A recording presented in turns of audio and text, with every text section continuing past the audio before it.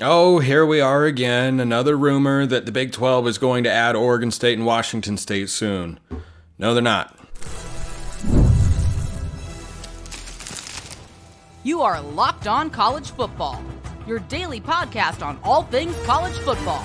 Part of the Locked On Podcast Network, your team every day. Welcome, everybody, to another episode of Locked On College Football. I'm your host, Spencer McLaughlin. Thank you so much for making this your first listen or your first view every day. Part of the Locked On Podcast Network, your team every day and your daily source to stay up to date with the biggest stories in the greatest sport on planet Earth, realignment, coaching carousel, the portal, and more. Getting you ready for the season, which inches closer. Always got you covered. Today's episode brought to you by our friends at FanDuel. Make every moment more as the playoffs wind down. The sports stop sporting like we want them to, but this summer, FanDuel's hooking up all customers with a boost or a bonus daily. That's right. There's something for everyone every day, all summer long. Visit FanDuel.com to get started. Lots to get to. Predicting Utah's record this year. Predicting Louisville's. One of those teams, I'm pretty high on. One of those teams, maybe not quite as much. That's coming up on today's show. But here we are with another rumor flying around the interwebs that Oregon State and Washington State are actively being considered, that they're lobbying to get in. Oregon State couldn't even get their gymnastics program into the Big 12, which would make plenty of sense. Did you know that the University of Denver has their gymnastics program competing in the Big 12 as an affiliate? Yeah, Oregon State couldn't get their gymnastics program there. Forget the fact that they have an Olympian on a team that just went and kicked everybody's butt once again in Paris. No surprise. But if they can't get that sort of team in, you think football is imminent? You think it's right around the corner? So that's the first objection I have. Second objection as to why I don't think this is imminent whatsoever. Why would the timing on this make any sense? If you're the Big 12, you have already expanded your inventory. You cross every single time zone in the country. Brett Yormark has done a sensational job of doing just that.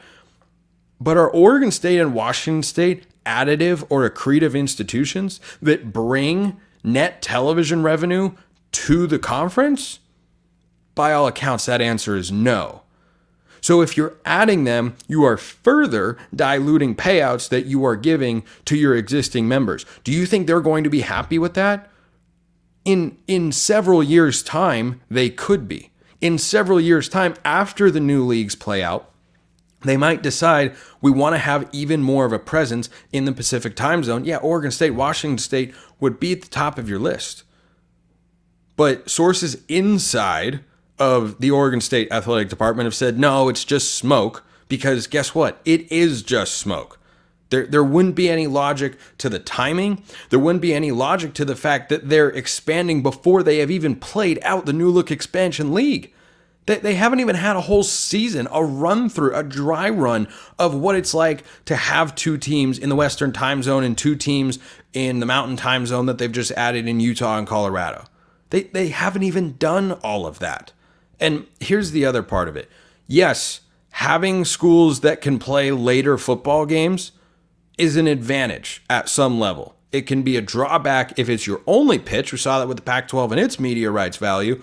But if you're the Big 12 and you can go coast to coast, or the Big 10, you can go coast to coast, there is an advantage to having that for your conference, because you can go to a television network and say, we can give you something that nobody else can provide. But if you are looking to make an aggressive move, the Big 12 is more likely to look east, because the Eastern time zone is where there are more people, number one. There are more universities overall, not that that matters as much, but there are schools that carry a greater cachet, that being the ACC. If the Big 12 were to add, it would have to be right now, before, like, they've got 16 teams in their conference.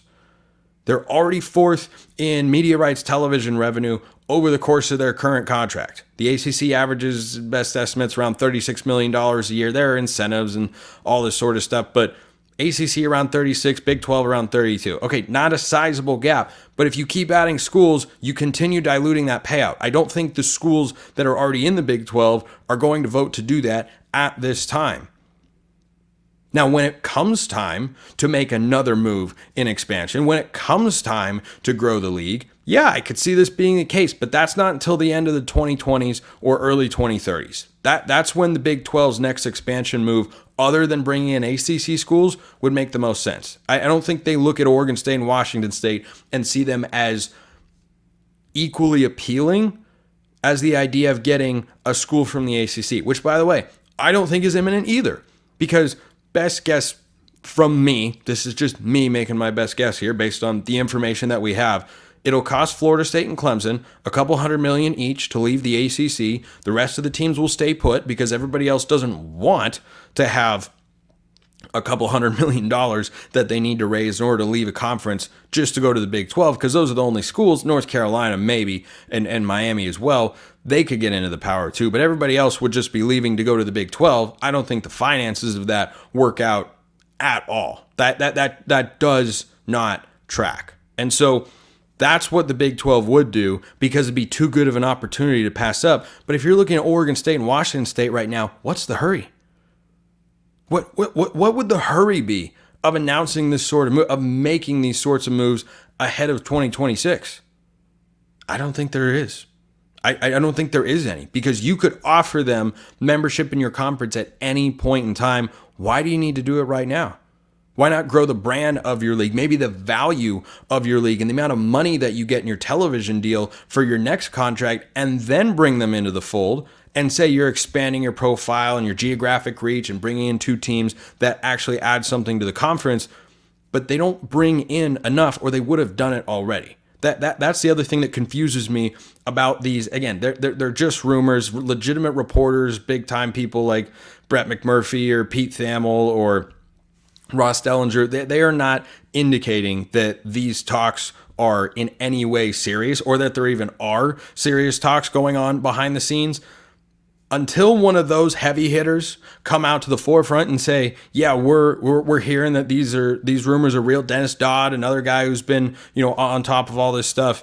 Yeah, I'm not buying it, because I don't see what has changed now from 6 months ago or 12 months ago, or when there was a mad scramble to go get all the Pac-12 teams that you could. Why did they leave out Oregon State and Washington State? Think to yourself, what was the reasoning for, no, we're not going to add these teams? What has changed between now and then?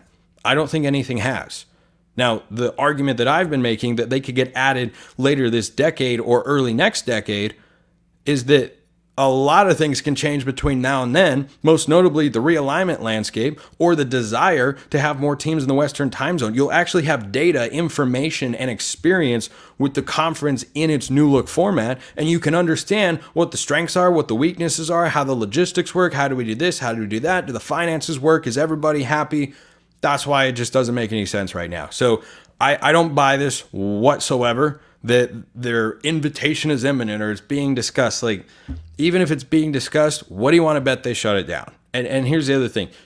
You have 16 teams. You're trying to get as many as you can into the playoff. 2 more teams right now would just help to cannibalize yourself and keep other teams out of the Big 12, or keep other Big 12 teams out of the playoff going forward. I don't see it.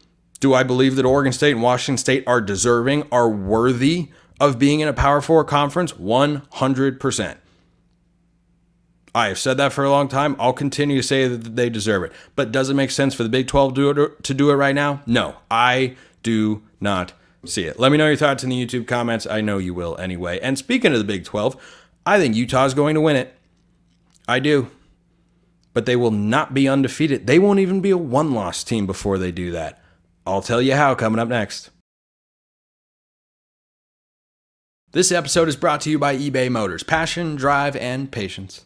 The formula for winning championships is also what keeps your ride or die alive. eBay Motors has everything you need to maintain your vehicle and level it up to peak performance. They've got superchargers, roof racks, exhaust kits, LED headlights, and more. Whether you're into speed, power, or style, eBay Motors has you covered. With over 122 million parts for your number one ride or die, you'll always find exactly what you're looking for. And with eBay Guaranteed Fit, your part is guaranteed to fit your ride every time, or your money back. Because with eBay Motors, you're burning rubber, not cash. With all the parts you need at the prices you want, it's easy to make your car the MVP and bring home huge wins. Keep your ride or die alive at ebaymotors.com. Eligible items only. Exclusions apply. eBay Guaranteed Fit is only available to U.S. customers. Utah is going to win the Big 12, but they're going to have 2 losses before they do just that. JT Wistrcill, Locked On Utes, joining me here on the show. It's my favorite time of year, JT. Record predictions, game by game. If you have a team you want me to do, just let me know in the comment section or shoot me a note on Twitter. Let's just hop right into it. And I've got Utah losing twice.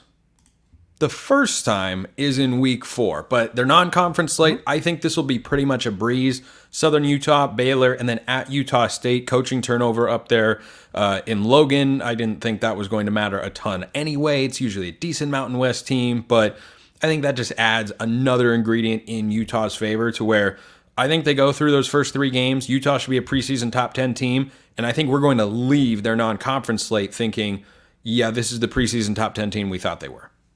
Yeah, I think we'll look at it like, okay, Cam Rising's back. He looks healthy. How about Brant Keithy lighting it up in a couple of these games? Although we'll see. Like Baylor, I expect him to play the whole game. Unfortunately, against Southern Utah, probably not going to play much of the second half. And yeah, Utah's beaten Utah State as well. Weird wrinkle, Bryson Barnes, Utah starter last year for when Cam was hurt. He's now the starter at Utah State. There's a reason he was the backup. This game won't be a problem, but just kind of weird to see the guy who led Utah to so many big moments now in the other uniform. But yeah, hype will be high going to that Oklahoma State game. Utah's breezing through these first few games. Yeah, so a 3-0 start there. And then I think they take their first loss in the season for a while. Week 4 on the road at Oklahoma State in Stillwater. Look, this is a quarterback advantage, and I tend to lean towards the team that has a better quarterback. I just love the rest of Oklahoma State's roster at home. And when you have Kyle Whittingham, you also tend to have a coaching advantage in a given game. But on the other side of the field is Mike Gundy, who is one of the longest tenured, highest floor program. Like Utah and Oklahoma State have a lot of things in common. They have down years, but they're never awful. And it's because of their head coaches. And I think if this game were in Salt Lake City, I would be taking Utah. But it's in Stillwater, tough place to go, new environment for the Utes. I think Ollie Gordon and that offensive line are able to do enough. And I think the home crowd spurs on their defense, which I believe should be solid for Oklahoma State this year. I think this is a home field factor that, to me, cancels out the clear gap at quarterback between Alan Bowman and Cam Rising. This is by far, like, if you're looking at, okay, what's the game Utah's most likely to lose? It's clearly this game because of how difficult it is to play in Stillwater. But you also mentioned something very intriguing, the quarterback disparity. When Utah's lost big games in the past, they've lost it to, like, UCLA, DTR. This is a really good college quarterback. Bo Nix has beaten them before, too. Really good college quarterback. Or they lost twice. That. Sorry. Yeah. So either way, the theme's Anthony Richardson at Florida. So, like, really good quarterbacks. That's what's beat this Utah team. They're not going against that at Oklahoma State. And what else is this Utah team? Probably their best attribute, even better than Cam Rising, that run defense. Only one guy's not back in Jonah Ellis. Yeah, he was the 3rd-round pick, but that was more for his pass rushing prowess. Utah's run defense didn't drop off whenever he missed games. This Utah run defense is fantastic. I think they're going to hold Ollie Gordon in check, and I think this is going to be a statement win for Utah. Their defense will force Alan Bowman into 2 turnovers, and Utah in their first official Big 12 game, because we mentioned that Baylor one, but it's not a Big 12 game for some reason, makes a big statement and announces themselves as one of the top teams in the country with a big win over the Cowboys in Stillwater. Yeah, it's funny that week 2 game against Baylor, Utah is going to play with a Big 12 patch on their jerseys, and they're going to play on a field that has Big 12 on it. They're going to be playing another team with Big 12 on their jerseys, but it's going to be a non-conference game. Not the only time that happens in the Big 12 slate. So you have them starting 4-0. I have 3-1. Next week they come home against Arizona before they play 4 straight games that they could win all by double digits. But that Arizona game, look, I think Arizona's a good, capable team. I don't think they're great. I think Utah is top of the league. I think Arizona is in the 2nd tier in the Big 12 conference this year with just a lot of turnover, a lot of newness, and Utah with a lot of known factors going into the year. I like Utah in that game. I'll be very curious to see what the point spread is. That might be one of my best bets of the week because I'm supremely confident in Utah despite what happened in Tucson last year.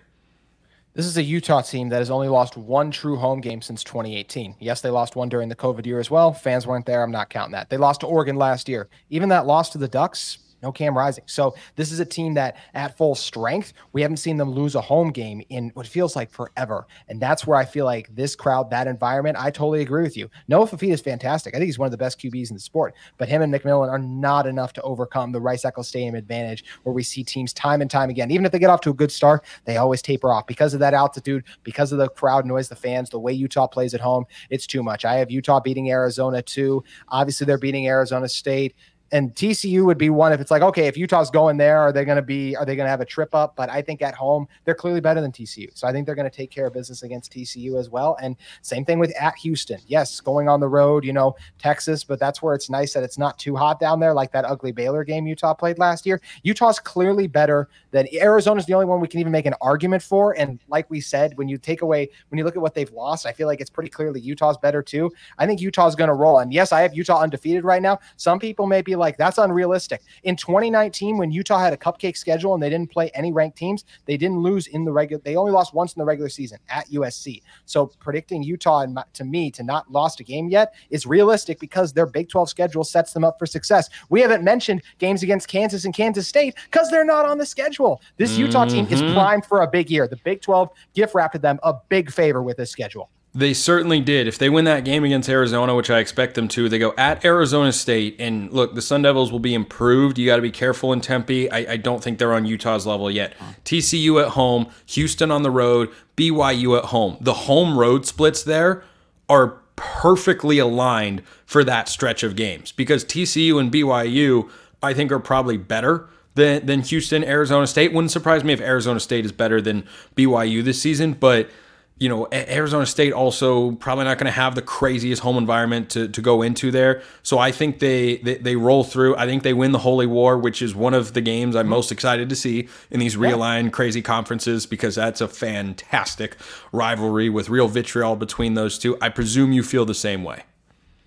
Yeah, it's too bad, because it's such a great rivalry, right? Utah and BYU would be great if they were playing on rivalry weekend and not some random early week in early November. But that's a conversation for another day. Yes, BYU beat Utah the last time they played each other. These players, and that was before Cam Rising started. Cam's never beat BYU. That's crazy for as long as he's been at Utah. Well, he hasn't played BYU. Yes, exactly. That's what I mean. And also the other thing about Cam, because I know everyone goes crazy about his age, he's only played 2 full seasons. That's what's so wild about him being all the way back in the his first year of college, being that 2018 season when he redshirted at Texas, but he just hasn't played. So this will be his first chance at BYU. This Utah team still has guys on it who lost to the Cougars before Utah turned around and won the Pac-12 in 2021. They're taking care of business in the Holy War, as well as all of those other games that you mentioned, Spencer. All right, final 3-game stretch for the Utes here. You don't have a loss on their schedule at this time. I have one, and I do have one more. They play at Colorado.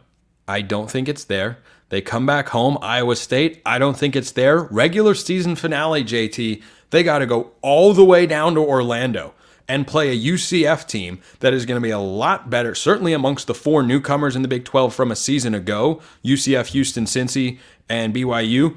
UCF is the best.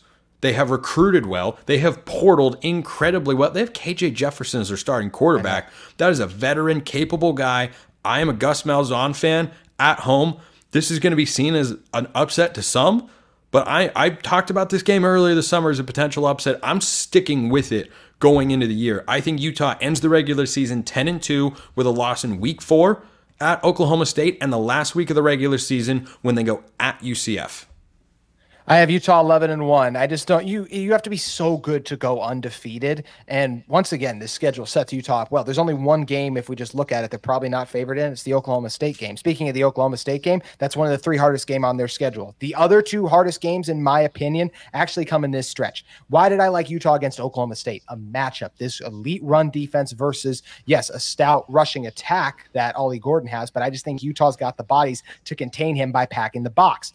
But Shedeur Sanders is an incredible talent. And while I think these Utah defensive backs are good, Shedeur Sanders is a guy, he was 27 touchdowns, 3 interceptions behind a putrid offensive line last year. Horrific. That offensive line will be playing their best football come the game in November. Wow. I don't think they're not losing that game.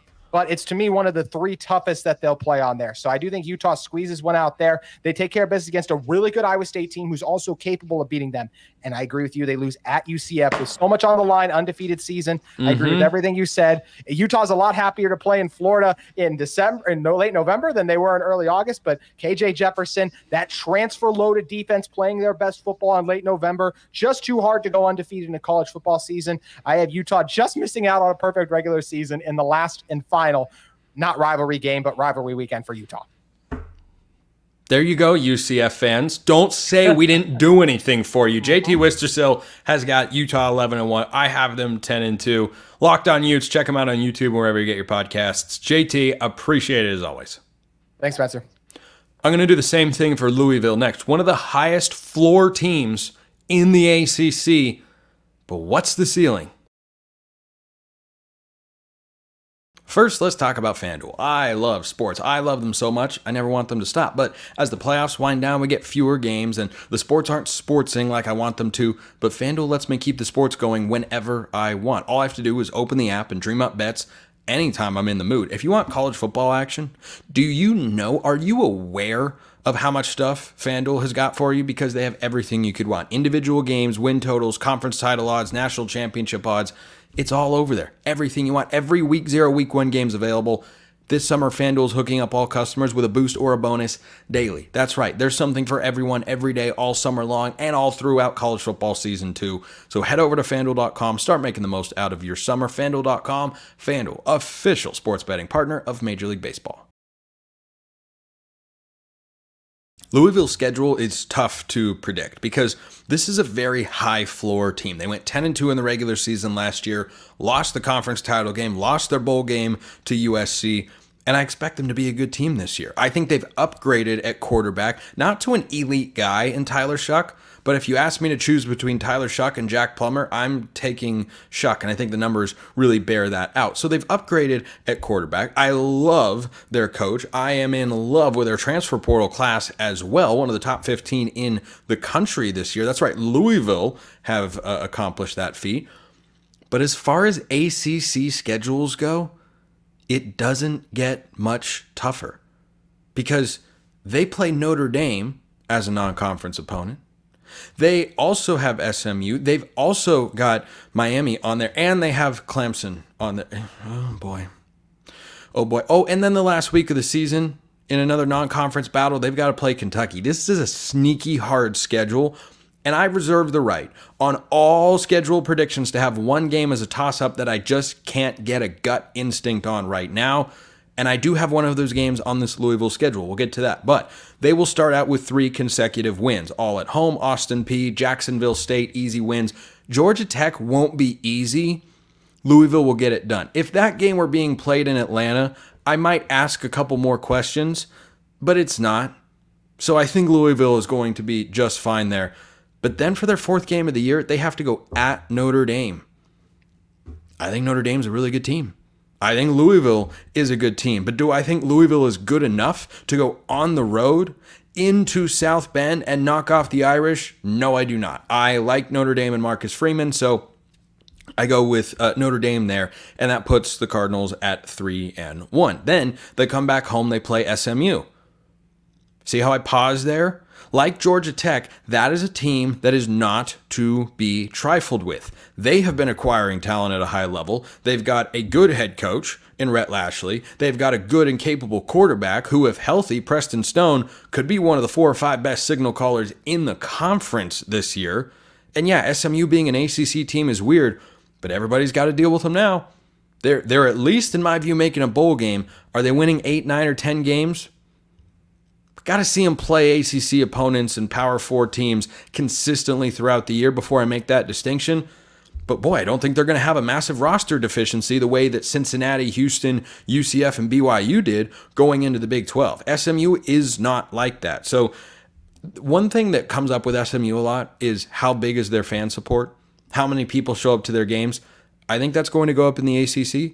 And if they get a marquee win, like at Louisville, for instance, I think you'll see fans starting to buy into the Mustangs there. But at home, I like Louisville. I like Louisville. I like them the next week as well. When they go on the road, they take on Virginia.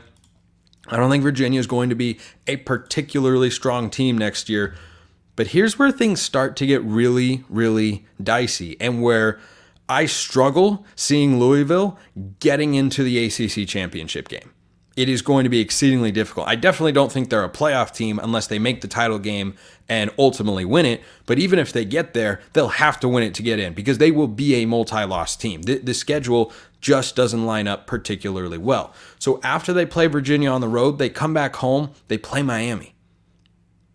See how I'm pausing again? This time, I'm going the distance. I think Miami is going to go into Louisville and win that football game. I like Cam Ward, preseason ACC Player of the Year, deservedly so. He and Damian Martinez have got a stout rushing attack behind a real good third-year Mario Cristobal and Alex Mirabal offensive line. I like the weapons they've got. There is some pressure in Coral Gables that doesn't necessarily exist for Jeff Brohm's program, but Miami's roster, I think, edges out Louisville's here, and Cam Ward makes a play to win that football game. You give me a head coach in Jeff Brohm that I really like at home, typically, I'm not going to pick against guys like that very often. But Cam Ward over Tyler Shuck, absolutely, I am on board with that. So I think Miami goes in and gives Louisville their second loss of the season. They go on the road next. They play Boston College. Look, crazy things can happen. Florida State almost lost with Jordan Travis to Boston College on the road last year. They got a new head coach. They've got a returning quarterback in Thomas Castellanos, who's fine. He's fine. He's fine. He's capable. I think Louisville gets a bounce back there. But then the following week, they have to go at Clemson. I mean, goodness gracious. Who put together this schedule for Louisville? Jeff Brohm has got to be looking around and going, wait, guys, what are we doing here? How in the world are we playing this many tough road games? How are we playing 3 consecutive road games in such a crucial juncture of the season at Boston College, at Clemson, and then you get a bye before you go on the road and play Stanford, admittedly, but I just, boy, that stretch is not great. That's a long time to go without playing in front of your home fans. And they have a better roster than Stanford, so I think they go to Palo Alto and win that game, even though it's a long, long road trip and weird things happen at the farm. I'm just warning you, ACC fans out there. I'm just warning you. Weird things happen at Palo Alto. Always have. I don't know why that would change just because they have changed conferences. So just be wary. 3 consecutive games, that's a lot. I think they win 2 of them because you're playing Boston College and Stanford. They come back home the next week against Pitt. I don't have that high hopes for Pitt this year. Louisville, I think, gets that win. Then we get to the last game of the season. And this is where I'm in a toss-up. I'm using a toss-up here. I can only do this once per team, per 12-game prediction. But I'm landing on Louisville at 9-3 or 8-4, depending on what happens in this Kentucky game. I think that defines whether they could be a 2-loss ACC team, because remember, Notre Dame is not in the ACC, so they could have just 2 ACC losses and get to the conference championship game for the second straight year. That's entirely possible. I think this is a very high floor team. I don't think they can win fewer than 7 games. I don't think they can win more than 9. The schedule just lines up having to go at Notre Dame and at Clemson. Yikes. And you've got to play Miami. Thank goodness they missed NC State and Virginia Tech on here, or else they should call the ACC front office and say, are you trying to screw us this year? And if so, good job. But that Kentucky game, I think, is a toss-up. Is Kentucky a great team? I don't know. That depends on what Brock Vandagriff is this year. But remember that Kentucky won this rivalry matchup a year ago, and Louisville had him at home. Now, my initial reaction was, well, maybe they go on the road, they get revenge from what happened a season ago. But it's a fool's errand to think that Mark Stoops can't win a game that on paper maybe you think he should lose. And Kentucky, they're not a bad team. They're solid. They're solid. They're not great. I don't have 9-10 win hopes for Kentucky this year, but are they a 6-8 win team? Yeah, they are. Rivalry matchup last week of the year on the road. I think that's an absolute toss-up. So I've got 8-4 or 9-3 for Louisville here. If you want me to do a game-by-game breakdown of your team, let me know in the comments or shoot me a note on Twitter. Appreciate everyone listening. I'll see you next time, and until then, hope you have a wonderful rest of your day.